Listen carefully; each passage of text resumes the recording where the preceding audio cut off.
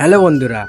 তো গ্রাম বাংলার বিকেল মানে একটা আলাদাই আমেজ। তো আজকেও চলে এসেছি আমাদের খেলার মাঠে। তো তার পাশে একটা দাদাভাইয়ের যেখানে আমরা উইকেট সব কিছু নেবো, একজনের বাড়িতে তো থাকে, সেই জায়গায় দেখো পায়রাগুলো কীভাবে চাষ করেছে, পায়রাগুলো আছে। তো যাই হোক, আমার এই দেখো বল নিয়ে নাচানাচি করছে গনা, আমার বন্ধু।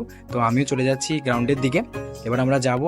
সকাল থেকে বিশাল বৃষ্টি হয়েছে, গ্রাউন্ডটা কীভাবে আছে, মাঠটা কীভাবে আছে সেটা দেখবো। ওই দেখো দুজন গিয়ে দেখছে, মনে হয় একটু আধটু ভেজা রয়েছে। যাই হোক, যতটা পারা যায় আমরা খেলার চেষ্টা করব। এই দেখো দলে দলে সবাই আসছে, এই দেখো বল টল আমাকে টার্গেট করে ছুটছে, ঠিক আছে। তো যাই হোক, দেখো আমাদের সব টিম মেম্বার্সরা চলে আসছে।